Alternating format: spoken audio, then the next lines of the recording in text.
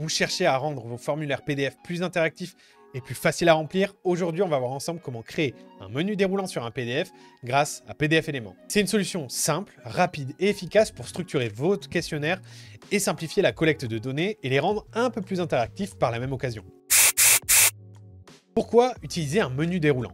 Quand on collecte des réponses, il peut être difficile d'analyser des données qui sont mal renseignées ou un peu trop variées. Avec un menu déroulant, vous proposez des réponses qui sont prédéfinies et vous évitez ainsi les erreurs et vous assurez une meilleure organisation de vos informations. En plus, ça rend vos formulaires beaucoup plus professionnels et beaucoup plus agréables à remplir. Donc, ça peut vous servir tant pour le côté professionnel que pour le côté personnel.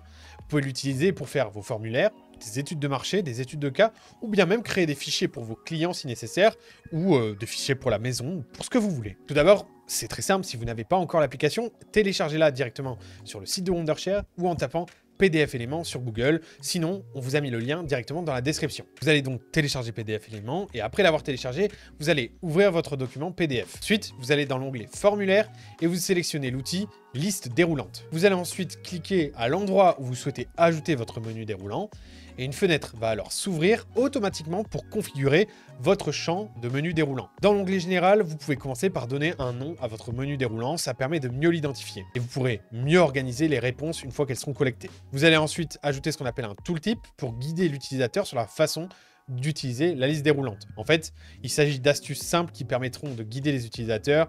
Un mot, une indication, peu importe, ça peut aider l'utilisateur à savoir ce qu'il doit mettre dans le menu déroulant. Vous pouvez également rendre le champ obligatoire ou en lecture seule si nécessaire, en fonction du type de réponse que vous attendez. Passons maintenant à l'onglet Apparence. Ici, vous pouvez personnaliser l'aspect de votre menu déroulant de A à Z. Vous pouvez modifier la couleur du fond et des bordures, vous pouvez ajuster l'épaisseur des lignes et vous pouvez même personnaliser la police, la taille et la couleur de votre texte. Enfin, dans l'onglet Options, c'est ici que vous allez ajouter les réponses possibles à votre menu déroulant. Et enfin, si vous voulez permettre aux utilisateurs d'ajouter une réponse personnalisée, il va falloir cocher l'option Autoriser la saisie personnalisée. Une fois que vos options elles ont été ajoutées, vous pouvez réorganiser leur ordre et activer le tri automatique si jamais c'est nécessaire. L'avantage des menus déroulants, grâce à cette fonctionnalité, c'est que vos formulaires sont non seulement beaucoup plus clairs, mais aussi beaucoup plus efficaces à traiter. PDF Éléments, il permet même d'extraire les réponses sous forme de fichiers CSV, ce qui vous fait gagner un temps précieux lorsque vous allez vouloir en fait analyser vos données et les mettre dans un tableur type Excel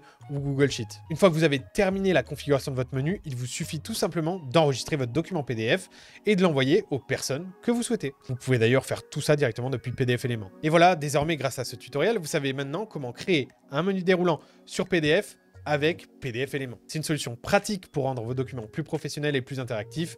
Et si jamais cette vidéo vous a plu, n'hésitez pas à vous abonner, à la liker et surtout aller voir les autres vidéos tutoriels qu'on a fait sur PDF Éléments, mais aussi sur tous les logiciels de Wondershare et pas que. On se retrouve très vite pour d'autres tutoriels. C'était Matt, à très bientôt.